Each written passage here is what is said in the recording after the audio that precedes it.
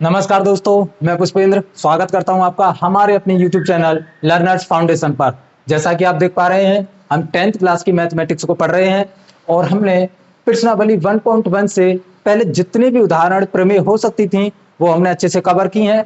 आज हम प्रश्नावली 1.1 में जितने भी आपके क्वेश्चन हैं उनको अच्छे से डिस्कस करने वाले हैं, पढ़ने वाले हैं।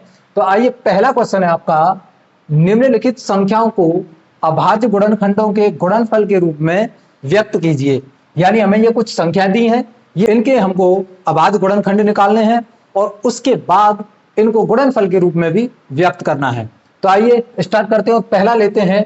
पहले का पहला क्वेश्चन है आपका, ये है 140। तो सबसे पहले हमें क्या करना है, इसके अभाज्य गुणनखंड निकालेंगे और फिर उनको गुणनफल के रूप में व्यक्त करेंगे।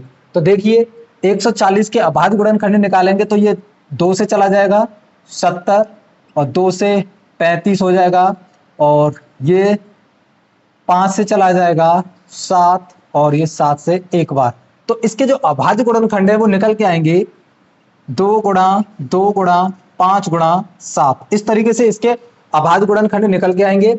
मैं इसे लिख सकता हूं 2 की पावर 2, क्योंकि 2 है इधर, 2 की पावर 2 गुणा 5 गुणा 7। इस तरीके से मैं इसको कर सकता हूं और यही इसका आंसर हो जाएगा।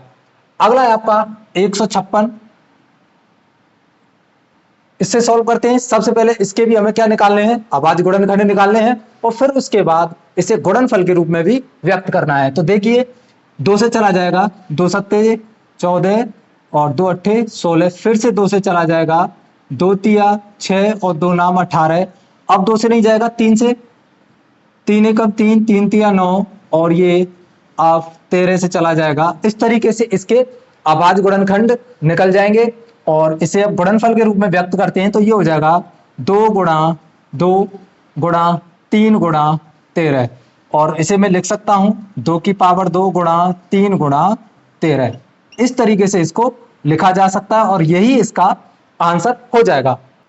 आगे अगला है आपका 3825। इसके भी हमको अभाज्य गुणनखंड निकालने हैं और फिर इसको गुणनफल के रूप में व्यक्त करना है। तो देखिए, ये चला जाएगा आपका 3 से, 3 एकम 3, 3 दूनी 6, 2 बचेगा इधर, और 3 सत्ते 21, 1 बचेगा, 3 पंजे 15।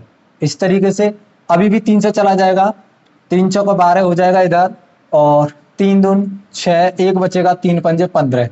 अब 3 से नहीं जाएगा, अब 5 से जाएगा ये, तो 5 से 5 अट्ठे 40 और ये 5 से चला जाएगा 5 बार, और यहाँ फिर से 5 एकम 5 और 3 बचेगा, 5 सत्ते 35 और ये 17 से चला जाएगा। इस तरीके से इसके क्या हो जाएंगे, अभाज्य गुणनखंड हो जाएंगे और इसको गुणनफल के रूप में व्यक्त कर सकते हैं। हम इसे लिख सकते हैं 3 गुणा 3 गुणा 5 गुणा 5 गुणा 17।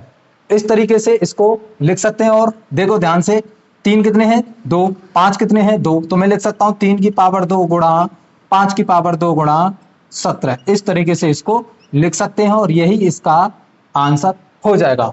अगला है आपका 5005। तो इसके भी हमें सबसे पहले अभाज्य गुणनखंड निकालने हैं, फिर इसे गुणनफल के रूप में व्यक्त करना है।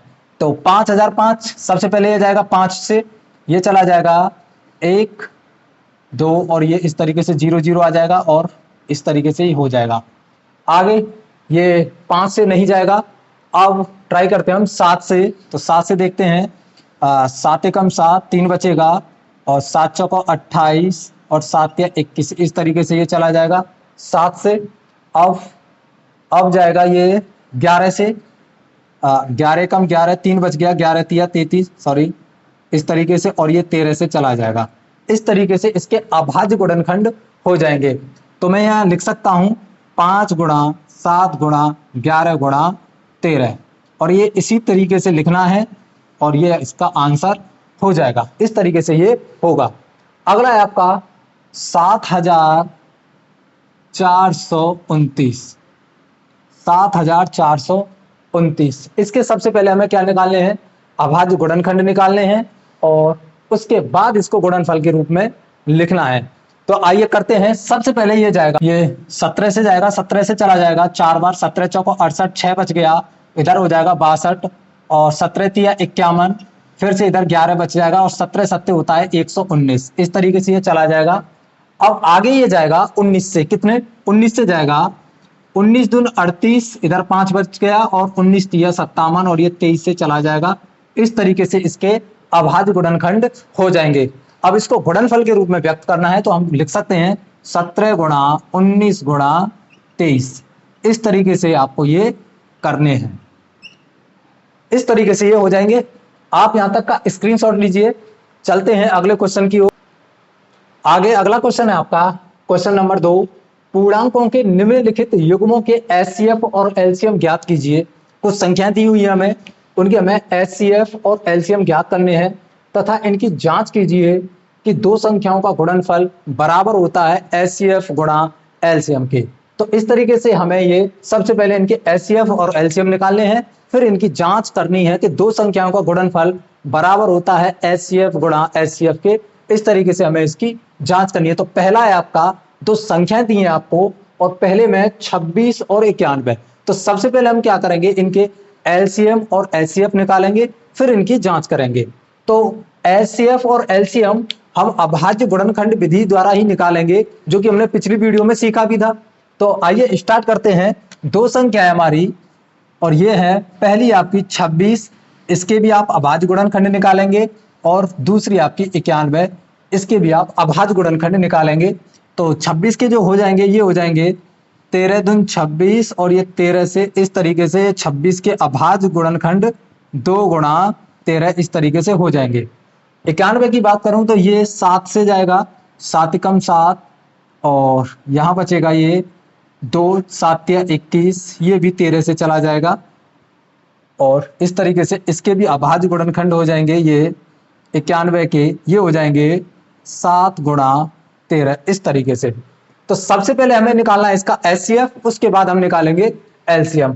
अगर मैं यहाँ एचसीएफ की बात करता हूं तो एचसीएफ में क्या करते हैं, हमने पिछली वीडियो में अच्छे से पढ़ा था कि जो कॉमन है उसे हम न्यूनतम घात के साथ लेते हैं। यानी जो भी संख्याएं हैं उनके अभाज्य गुणनखंड निकालने के बाद उन दोनों संख्याओं के अभाज्य गुणनखंडों में जो कॉमन है ले लेंगे, यानी न्यूनतम घात के साथ ले लेंगे। तो यहां पर देखो ध्यान से, इन दोनों में कॉमन क्या है, इन दोनों में कॉमन ये 13 है और इनकी पावर कितनी है 1 1। तो इनकी न्यूनतम घात कितनी हो जाएगी, 1 हो जाएगी। तो मैं यहाँ एचसीएफ में क्या ले लूंगा, इनमें से 1 ले लूंगा, हो जाएगा 13। तो इसका जो एचसीएफ है वो कितना हो जाएगा, 13 हो जाएगा।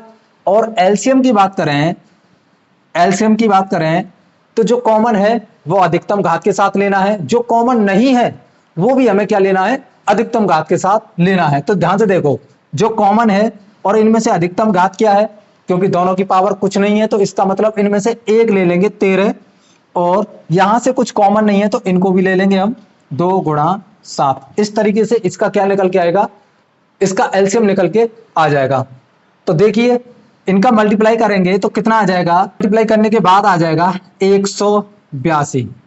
कितना आ जाएगा, 182 आ जाएगा। और इनका जो एचसीएफ है वो कितना हो जाएगा 13, यानी एचसीएफ भी निकल करके आ गया और आपका एलसीएम भी निकल करके आ गया। अगर हम इनकी बात करें, क्या दो संख्याओं का गुणनफल बराबर होता है एचसीएफ गुणा एलसीएम के, इसकी जांच करनी है। तो इसके लिए आपको एक फॉर्मूला याद रखना होगा, जो कि पिछली वीडियो में भी मैंने बताया था। यह फॉर्मूला है पहली संख्या गुणा दूसरी संख्या बराबर होती है ये एलसीएम गुणा एचसीएफ के। ये हमको थोड़ा सा याद रखना पड़ेगा और इसी फॉर्मूले की सहायता से हम इसकी जांच करने वाले हैं। तो देखिए पहली संख्या क्या हो जाएगी, यहाँ पर 26, दूसरी संख्या 91 हो जाएगी और एचसीएफ आपका 13 निकल के आ गया और एलसीएम निकल के आ गया है 182। तो हम इसमें रखेंगे, देखो ध्यान से, पहली संख्या कितनी आपकी 26 गुणा दूसरी संख्या 91 बराबर एलसीएम कितना है 182 और एचसीएफ कितना है 13। यानी इन दोनों का गुणनफल क्या आना चाहिए, बराबर आना चाहिए। अगर इन दोनों का गुणनफल बराबर आ रहा है तो ये जो हमने एलसीएम और एचसीएफ निकाले हैं सही है, सत्यता की जांच हो जाएगी। तो इनका जो गुणा करेंगे तो ये आ जाएगा आपका 2366, और जब इन दोनों का आप गुणा करेंगे तो ये भी कितना आ जाएगा 2366। ये आप गुणा एक बार करके देख लेना, दोनों का बराबर आएगा। इसलिए जो हमने एलसीएम और एचसीएफ निकाले हैं वो हमारे क्या हो जाएंगे, सही हो जाएंगे। इस तरीके से हमें इनकी जांच करनी है। आगे अगला है आपका 510 और 92। सबसे पहले हम इनके अभाज्य गुणनखंड निकालते हैं, उसके बाद इनका एचसीएफ निकालेंगे, फिर एलसीएम निकालेंगे। तो इनके अभाज्य गुणनखंड निकालेंगे तो ये चला जाएगा 2 से, ये चला जाएगा 2 दूनी 4, 1 बचेगा, 2 पंजे 10 और 2 पंजे 10, 2 से चला जाएगा। आगे ये चला जाएगा 3 से, 3 अट्ठे 24 और 1 बच गया, 3 पंजे 15। इस तरीके से आगे 5 से चला जाएगा 17 बार और 17 से 1 बार। इसके अभाज्य गुणनखंड कुछ इस प्रकार से निकल के आएंगे। तो मैं लिख सकता हूं 510 के जो अभाज्य गुणनखंड है वो निकल के आए हैं 2 गुणा 3 गुणा 5 गुणा 17, इस तरीके से निकल के आएंगे। आगे 92 की बात कर ले तो इसके भी अभाज्य गुणनखंड 2 चौको 8 और 1 बचेगा, 2 छिक्के 12 और 2 से ये 23 बार चला जाएगा और 23 से 1 बार, इस तरीके से चला जाएगा। तो जो 92 के अभाज्य गुणनखंड हैं वो निकल के आएंगे आपके 2 गुणा 23। इस तरीके से इसके अभाज्य गुणनखंड निकल के आ जाएंगे। आगे हमें इनका एचसीएफ निकालना है और एलसीएम। एचसीएफ में जो कॉमन है उसे हम न्यूनतम घात के साथ ले लेंगे। अब देखो ध्यान से, यहाँ कॉमन क्या है, सिर्फ ये 2 है और इनकी न्यूनतम घात क्या है, 1 है। तो एचसीएफ में हम क्या करेंगे, जो कॉमन है न्यूनतम घात के साथ ले लेंगे, कितना आ जाएगा 2 आ जाएगा। और एलसीएम की बात करें तो एलसीएम में जो कॉमन है उसे हम अधिकतम घात के साथ लेते हैं और जो कॉमन नहीं है उसको भी हम अधिकतम घात के साथ लेते हैं। तो देखो यहाँ सिर्फ एक कॉमन ये है तो ये तो आएगा ही आएगा। अब जो कॉमन नहीं है वो भी क्या आ जाएंगे, सभी आ जाएंगे। तो देखो ध्यान से, 2 गुणा 3 5 और ये 17 हो जाएगा, 2 गुणा 3 गुणा 5 गुणा 17, इस तरीके से हो जाएगा। और नीचे भी बच रहा है 2 गुणा 23, नीचे बच रहा है 2 गुणा 23, इस तरीके से ये आ जाएगा। अब इनका गुणा करेंगे तो ये आ जाएगा आपका 23,460। आप इनका गुणा करके देख लेना कितना आ जाएगा, 23,460 इनका क्या आ जाएगा, ये टोटल आ जाएगा इनका। आगे हमें क्या करना है, इनकी जांच करनी है। तो जांच के लिए ये वाला सूत्र आप ध्यान रखेंगे, पहली संख्या गुणा दूसरी संख्या बराबर होती है एलसीएम गुणा एचसीएफ के। तो यहां पर देखो पहली संख्या क्या हो जाएगी 510 और दूसरी संख्या कितनी हो जाएगी, ये 92 हो जाएगी। तो आइए करते हैं। तो पहली संख्या कितनी हो जाएगी इधर, ये हो जाएगी आपकी 510 गुणा दूसरी संख्या 92 बराबर। अब देखो एलसीएम कितना निकल के आया है, 23,460 निकल के आया है और इनका एचसीएफ कितना निकल के आया है, वो 2 निकल के आया है। इस तरीके से अब इनका हम गुणा करेंगे तो ये आ जाएगा निकल करके 46,920 इसका आ जाएगा और इसका भी कितना आ जाएगा 46,920। आप एक बार करके देख लेंगे, दोनों क्या आ जाएंगे, ये बराबर हो जाएंगे और इस तरीके से इसकी सत्यता की जांच हो जाएगी। आप यहां तक का स्क्रीनशॉट लीजिए। अभी एक और बचा है उसे और करते हैं। अगला है आपका ये 336 और 54। इनका सबसे पहले हमें एचसीएफ और एलसीएम निकालना है, फिर इनकी सत्यता की जांच करनी है। तो देखते हैं। तो इनको सबसे पहले हम क्या करेंगे, इनके अभाज्य गुणनखंड निकाल लेते हैं। तो 336 इसके अभाज्य गुणनखंड निकालेंगे और 54 के भी अभाज्य गुणनखंड हम निकाल लेंगे।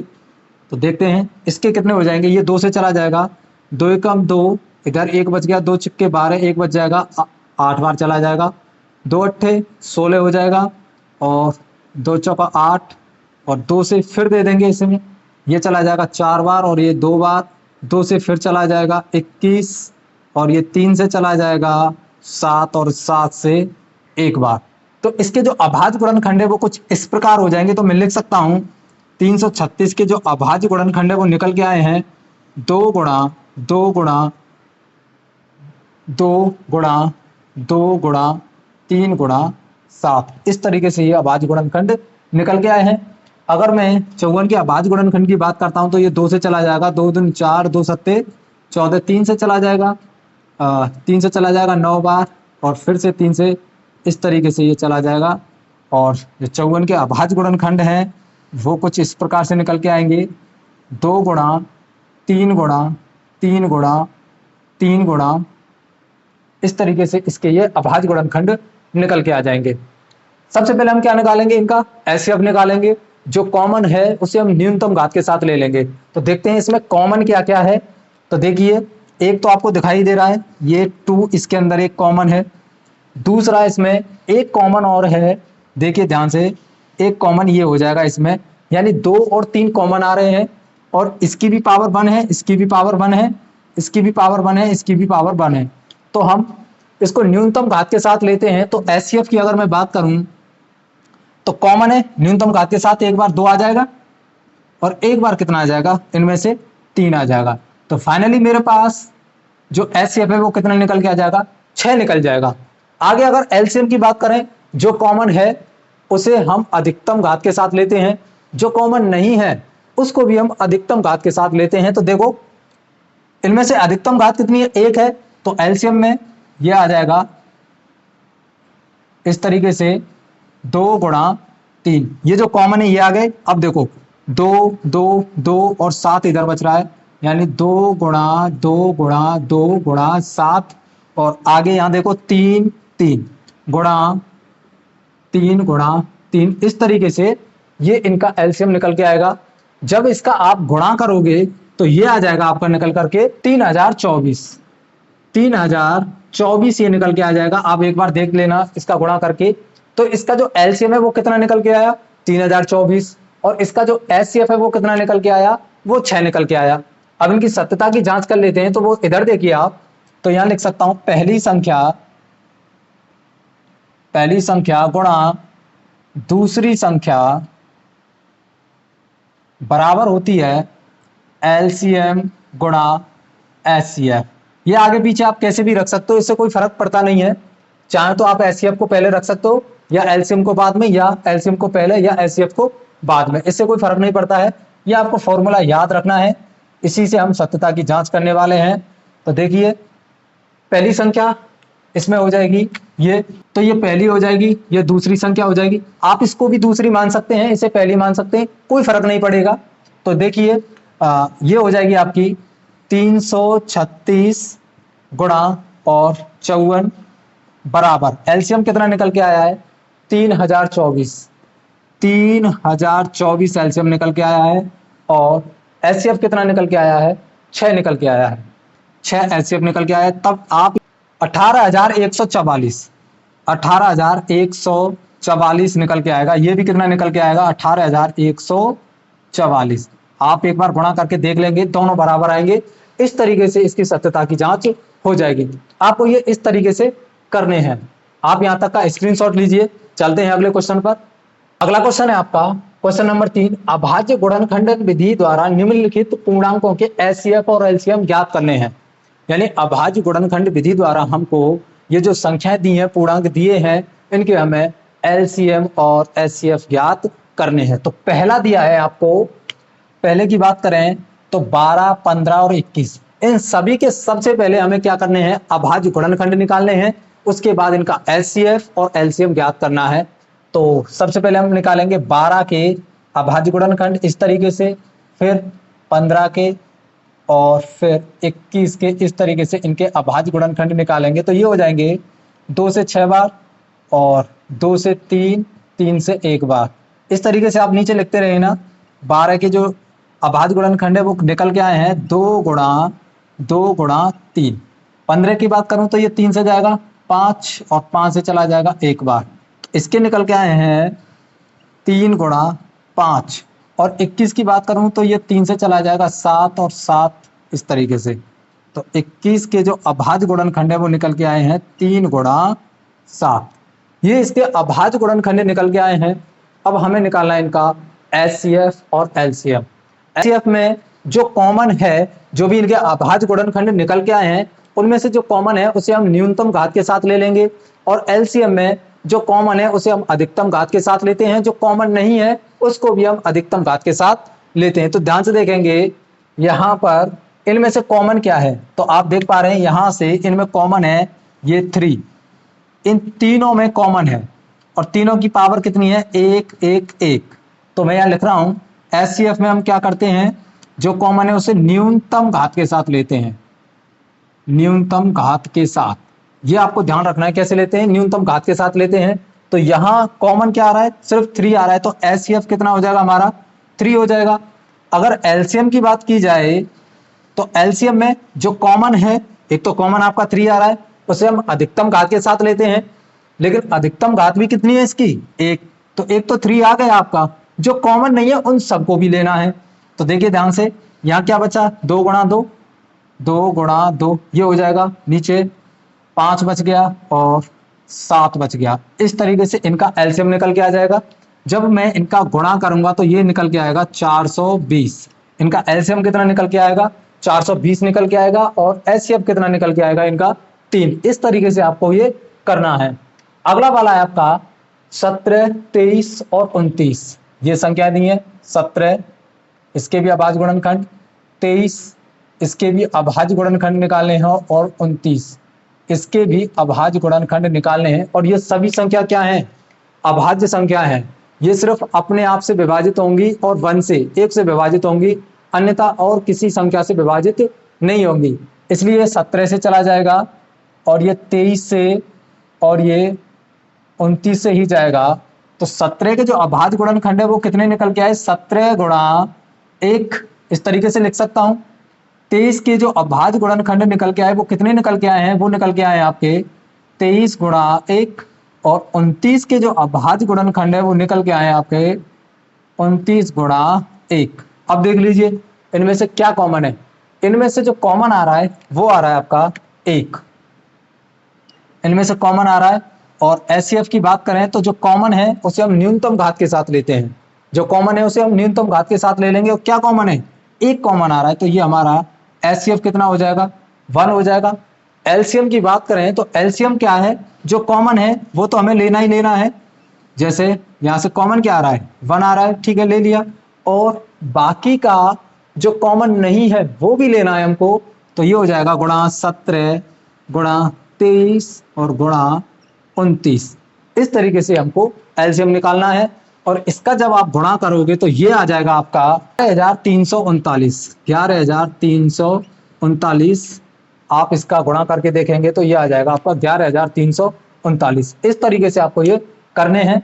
तो आप एक बार यहाँ तक का स्क्रीनशॉट लें। एक क्वेश्चन और रह गया है, उसे और करते हैं हम। अगला क्वेश्चन है क्वेश्चन नंबर 3। ये संख्याएं दी हैं, इनके सबसे पहले हमें अभाज्य गुणनखंड निकालने हैं, 9 के भी निकालने हैं और इधर 25 के भी निकालने हैं।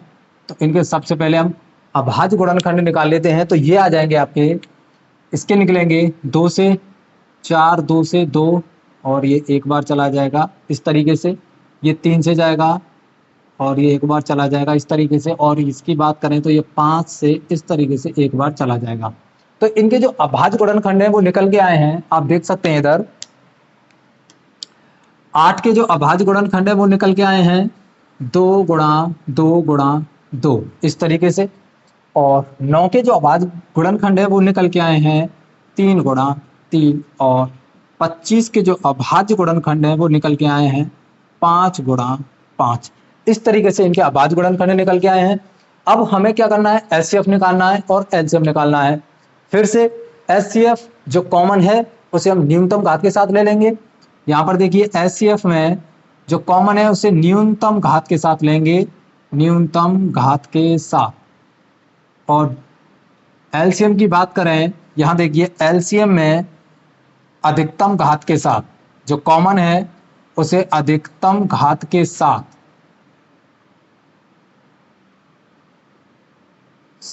इस तरीके से हम ये लेते हैं, अधिकतम घात के साथ हम एलसीएम में लेंगे। तो ध्यान से देखेंगे, यहां पर देखो क्या कॉमन आ रहा है, 2 इनमें नहीं है, नहीं, यहां पर कुछ भी कॉमन नहीं है। जब कुछ भी कॉमन नहीं है तो एचसीएफ कितना हो जाएगा, 1 हो जाएगा। एचसीएफ कितना हो जाएगा, 1 हो जाएगा। और यहां पर देखेंगे एलसीएम में जब कुछ कॉमन नहीं है तो भी हम उनको लेते थे, जो कॉमन है उसे अधिकतम घात के साथ लेते थे। ये सभी के सभी क्या आ जाएंगे, ये एलसीएम में आ जाएंगे। तो यहां देखेंगे ये हो जाएगा 2 गुणा 2 गुणा 2 गुणा 3 गुणा 3 गुणा और नीचे 5 गुणा 5। इस तरीके से पूरे के पूरे हम क्या ले लेंगे, ये पूरे के पूरे इनको ले लेंगे। जब आप इनका गुणा करोगे तो वो निकल के आएगा आपका 1800। कितना? 1800 निकल के आएगा। इसलिए इसका जो HCF है वो हो जाएगा आपका 1 और LCM की बात करें तो ये हो जाएगा 1800। इस तरीके से आपको करना है, यही इसका आंसर हो जाएगा। यहाँ से आगे के क्वेश्चनों को हम अगली वीडियो में डिस्कस करेंगे, क्योंकि ये वीडियो फिर ज़्यादा लंबा हो जाएगा। अगर आपको कोई भी चीज़ समझ में नहीं आई है तो आप कमेंट बॉक्स में अपना कमेंट कर सकते हैं। अगर आपको ये वीडियो पसंद आई है तो इसे लाइक करें, चैनल को सब्सक्राइब करें और अपने दोस्तों के साथ शेयर जरूर करें। तो मिलते हैं अगली वीडियो में, तब तक के लिए नमस्कार, जय हिंद।